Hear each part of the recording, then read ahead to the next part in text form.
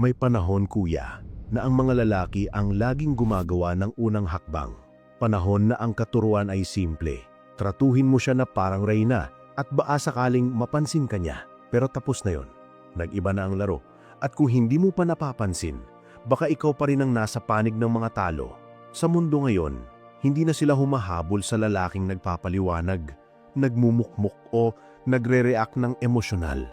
Umaamo sila sa lalaking hindi nag-aalibi, hindi natitinag at may sariling halaga na hindi kailangang patunayan sa kahit sino. Huminga ka ng malalim, kuya, at makinig. Ang lalaki na may tunay na halaga hindi nakikipagtalo, hindi nagmamaawa, hindi humihingi ng atensyon. Kumilos lang siya. At ang mas malakas pa, ginagawa niya iyon ng tahimik. Habang maraming lalaki ang nalulunod sa pangangailangang ipaliwanag ang nararamdaman nila, ang lalaking mataas ang antas ay gumagalaw na parang malamig na stratehista. Hindi para manakit, kundi para ipaalam ng may respeto kung sino siya talaga. Naintindihan niya ang isang bagay na bihira maunawaan ng marami. Hindi mo kailangan iparinig ang boses mo para maramdaman ang bigat mo. Minsan kailangan mong hayaang marinig niya ang kawalan mo. At ang pinakamapait pero pinakamabisang parusa, kuya, hindi sinasabi gamit ang galit, hindi tinatype sa mahahabang text, hindi ipinapadala sa mga paragrapong puno ng emosyon.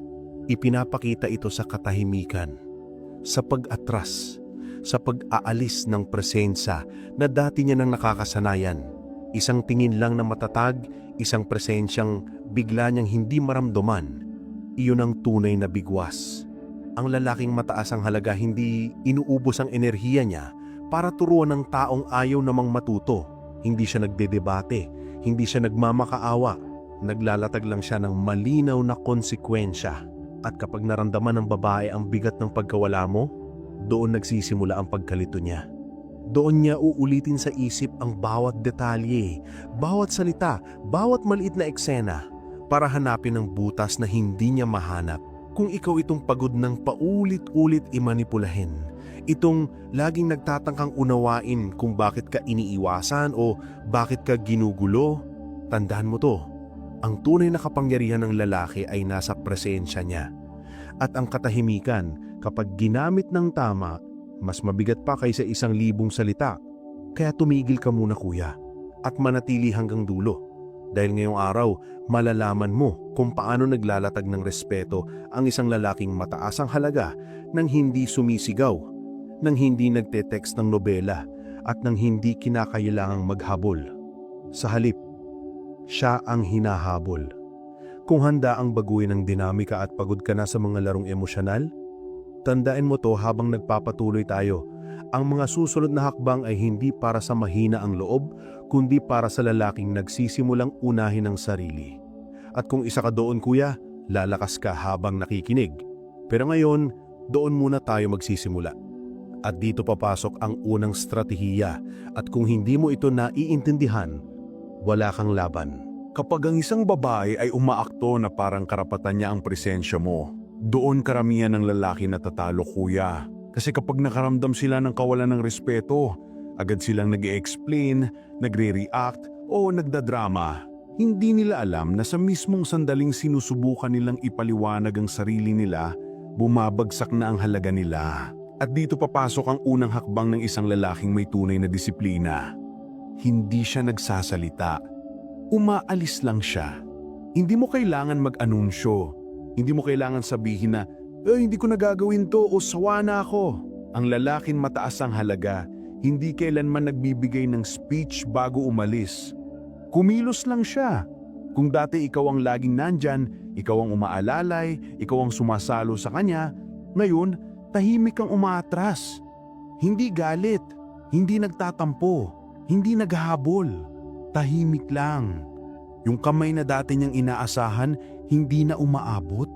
Yung tulong na lagi niyang inaangkin, hindi mo na ibinibigay. At ang pinakamalupit pa nito, kuya, wala kang sinasabi. Dito nagsisimula ang totoong epekto. Kapag tinanggal mo ang benepisyo ng walang deklarasyon, nabubuo ang puwang na kinakatakutan ng utak. Magugulat ka kung gaano kabilis nagre-remind ang isip niya. Bakit parang iba? Ginawa ko bang mali? May nasabi ba ako? Uulit-ulitin niyo sa isip ang bawat eksena, bawat pag-uusap, bawat maliit na galaw mo. Siyempre, hindi niya ito sasabihin ng direkta pero mararamdaman mo ang pagbabago sa kilos niya. Ang katahimikan mo, ipinaparamdam ang hindi kayang ilabas ng 10 minutong paliwanag. Hindi ito drama, kuya. Hindi ito childish. Ito ang tinatawag na the psychology of absence. Ang utak ng tao ay desperado sa pattern. Kapag bigla kang hindi na bahagi ng rhythm ng araw niya, kumakagat ang pagka-curious. Parang may pirasong puzzle na biglang nawawala at habang hinahanap niya iyon, mas lumalalim ang emosyonal niyang pagkakasangkot sa'yo. Kahit maang nararamdaman niya ay inis o frustration. Hindi niya alam, pero nahook na siya sa mismong katahimikan mo. At ito ang hindi naiintindihan ng maraming lalaki. Kapag lagi kang tagasalo, tagaayos, taga-rescue, nagiging normal ka sa mundo niya. Pero kapag tumigil ka ng hindi nagpapaalam, doon niya mararamdaman ang bigat ng presensya mo. Nakakadurog sa ego niya ng kaunti, hindi dahil sinaktan mo siya, kung hindi dahil una mong binawi ang bagay na akala niya garantisado, ang atensyon mo. Hindi mo kailangan magpaliwanag dahil ang pagpapaliwanag ay trabaho ng taong umaasang maintindihan. Hindi mo rin kailangan magpaliwanag dahil ang tunay na lalaki hindi nag-a-adjust para sa isang taong hindi nagpapakita ng respeto. Tandaan mo to, kuya, hindi ka umaalis para parusahan siya. Umaatras ka para protektahan ang sarili mo. Dahil kung may isang bagay na hindi dapat nilulustay ng isang lalaki, iyon ang enerhiya niya. At ang lalaking may mataas na halaga, hindi unuubos ang sarili sa taong hindi marunong tumanggap. Kapag hindi pinapahalagahan ang binibigay mo, bitawan mo. Simple, tahimik, malinis. At alam mo kung anong mangyari pagkatapos? Kapag na-realize niyang may nawala siyang hindi niya inaasahang mawawala, babalik siya. Pero hindi tulad ng dati. Mas maingat, mas mababa ang tono, mas nakikinig. Dahil ang babaheng minsang ipinagwalang bahala ang presensya mo, ngayon mararamdaman niya kung gaano kabigat ang pagkawala mo. Kung pagod ka na, kuya, sa laro ng pag-iignore, pagmanipula at paghabol, oras ng baliktarin ang sitwasyon. Hindi kayo pinanganak para maging background sa buhay ng kahit sino. At sa sandaling tanggalin mo ng tahimik ang benepisyo, doon magsisimula ang totoong shift. At higit pa diyan, kuya, may isa pang hakbang na mas masakit sa ego nila at mas nakakapagpataas ng halaga mo kapag ginawa ng tama. At yan ang kailangan mong matutunan bago pa siya makabawi. Kuya, handa ka ba sa susunod? Kuya, may mga babae na hindi umaatras ng direkta. Hindi sila magsasabi sa iyo na gusto ka nilang guluhin, pero makikita mo sa kilos nila. Sa mga stories nila kasama ang ibang lalaki, sa mga reply nila na malamig at parang wala kang halaga, sa mga birong parang inosente pero alam mong may tama. Lahat yan hindi aksidente. Isa lang ang intensyon. Tingnan kung matitinag ka. Gusto nilang makita kung papayag kang maging isa sa mga lalaking agad na nagbibigay ng reaksyon.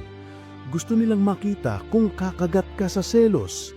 Gusto nilang makita kung magpapanik ka, magpapakita ka ng insecurity o magsisimula kang maghabol.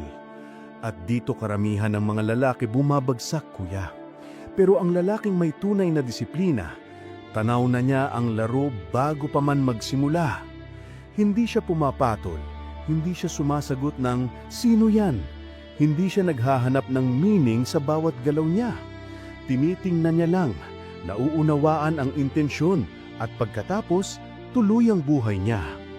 At ito, kuya, ang pinakamahirap lunukin ng isang babaeng nagtatangkang kontrolin ka kasi umaasa siya sa reaksyon mo, umaasa siya na matrigger ka, umaasa siya na patunayan mo sa kanya na may power siya sa damdamin mo. Kapag nag-react ka, panalo siya, hindi dahil gusto ka niya, kundi dahil napakain mo ang ego niya. Pero kapag nanatili kang kalmado, kapag hindi nagbago ang tono mo, kapag hindi mo ipinakita ang slightest hint ng selos o pag-aalala. Para sa isang babaeng mahilig sa laro, iyon ang pinakamasakit. May isang bagay na hindi nila sinasabi ng malakas, pero totoo. Ang babaeng bumubuhay sa atensyon, natatakot sa kawalan nito. Kapag hindi mo pinapansin ang mga subok niyang galaw, nasisira ang script sa utak niya. Umaasa siya na ma-prove na hawak ka niya.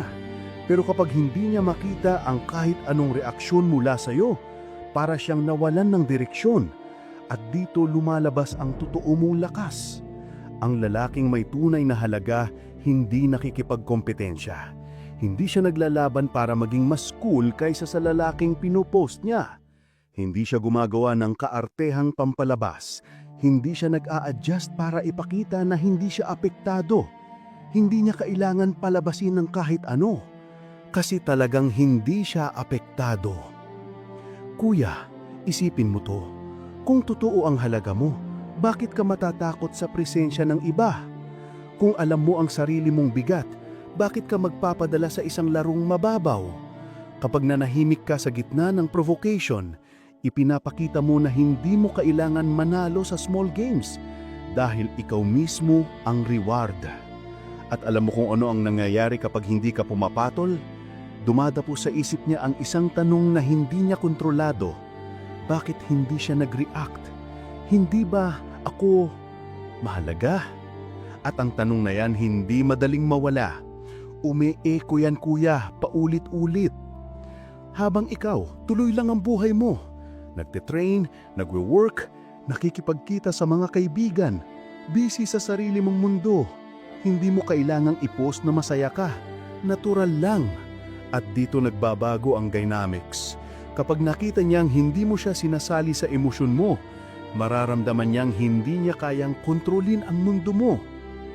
Tandaan mo to kuya, ang atensyon mo ay luxury, hindi siya para sa lahat. At kapag napansin niyang hindi mo ibinibigay yon kahit sinusubukan kanyang galawin, doon nagsisimula ang shift. Parang biglang tumatalbog lahat ng tricks niya. Parang hindi na siya kasing lakas tulad ng dati. At dito kuya, lumalabas ang pinakamalupit na parte. Kapag hindi mo siya pinapasayaw sa emosyon mo, magsisimula siyang magtanong kung bakit. At sa bawat tanong na hindi niya masagot, mas lalong tumataas ang halaga mo sa isip niya. Pero hindi pa ito ang pinakamatinding leksyon. Dahil may isa pang laro na mas madalas ikahulog ng maraming lalaki. Ang kompetisyon para sa atensyon. At kung hindi mo makuha to, babalik ka sa dati. Kung handa ka kuya, doon tayo papasok sa susunod na hakbang. Kuya, pansinin mo to. Kapag ang isang babae nagsimulang magbigay ng atensyon sa iba, karamihan ng lalaki biglang nagbabago. Parang nawawala ang dignidad nila. Bigla silang nagiging masipag magpatawa, mas nagpapakitang gilas, mas nagiging maingay, mas nagiging makulit. Lahat para lang manatili sa radar niya. Para lang patunayan na mas okay sila kaysa sa iba. Ang hindi nila alam, bawat galaw na ginagawa nila ay hindi nagpapataas ng halaga nila, kundi nagpapakita ng desperasyon. At ito ang pinakanakakalungkot kuya. Ramdam ng babae yan. Kitang-kita nila kapag isang lalaki ay nagpapakitang mayabang o masyadong enthusiastic, hindi dahil gusto niya, kundi dahil natatakot siyang mawala ang atensyon niya. Hindi yun masculine energy. Hindi yun respeto sa sarili. At lalo hindi yun nakaka-attract. Sa totoo lang, kabaliktaran.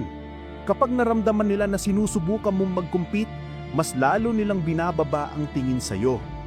Pero, ang lalaking may tunay na halaga, hindi siya lumalaban sa espasyo. Hindi niya kailangang patunayan ang sarili niya sa kahit kanino. Hindi niya kailangang maging mas magaling kaysa sa ibang lalaki. Hindi niya kailangang ipakita na deserving siya. Kasi ang mindset niya simple.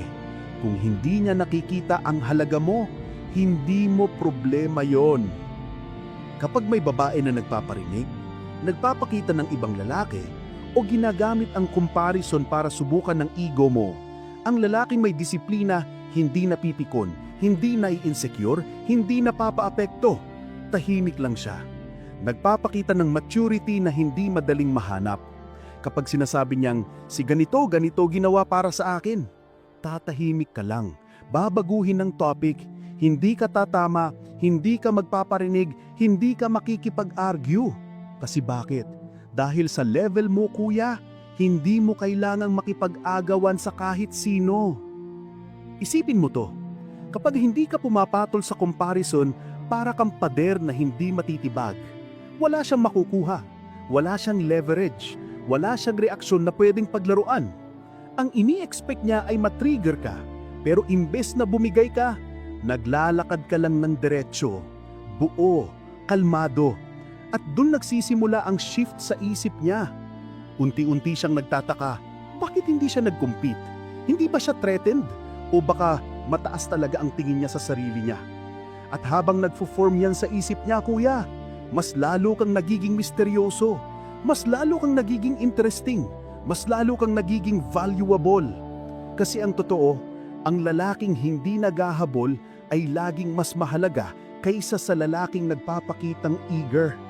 Ang lalaking hindi naghahanap ng validation, siya ang binibigyan ng validation.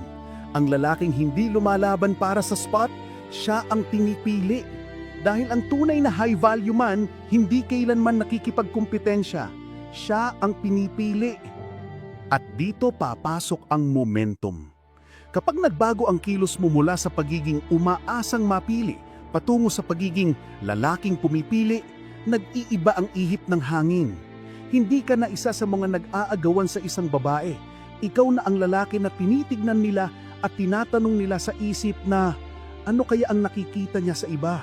Ano kaya ang dahilan bakit hindi siya natitinag? Ano kaya meron siya na wala ang iba? At ito kuya, ang pinakamalupit. Kapag hindi ka sumali sa laro ng kompetisyon, hindi ka natalo. Kasi hindi ka naglaro. At kapag hindi ka naglaro, hindi ka umikot sa mundo niya. Iyon ang nagiging dahilan para siya ang umikot sa iyo. Pero hindi pa rito nagtatapos dahil may isa pang hakbang na mas malalim, mas nakakagulo ng isip ng babae at mas nagpapakita ng tunay na emotional mastery ng isang lalaki. At kung hindi mo ito magagawa, babalik ka sa parehong cycle. Kuya, handa ka bang marinig ang kung anong ginagawa ng lalaki na may pinakamalakas na respeto sa sarili? Kuya, ito na yung parte na hindi kayang tanggapin ang karamihan ng babae at lalo hindi nila kayang kontrolin ang katahimikan ng isang lalaki. Hindi yung silent treatment na childish, hindi yung pag-ghost na may galit, kundi yung tahimik na presensya ng isang taong hindi mo matitinag. At kapag ang babae ay nagtatangkang i-trigger ka, ang pinakaayaw niyang reaksyon ay ang kawalan ng reaksyon. Kasi ang inaasahan niya ay drama. Inaasahan niyang magugulat ka, magagalit ka, magtatanong ka o magpapaliwanag ka ng mahaba. Gusto niyang makita kung hanggang saan kanya kayang kontrolin. Pero kapag ang sinasagot mo lang ay katahimikan, kuya, dun nasisira ang buong plano niya. Parang bigla siyang nawalan ng script. Hindi niya alam kung ano ang susunod na linya. Hindi niya alam kung ano ang gagawin kapag hindi ka nag-react.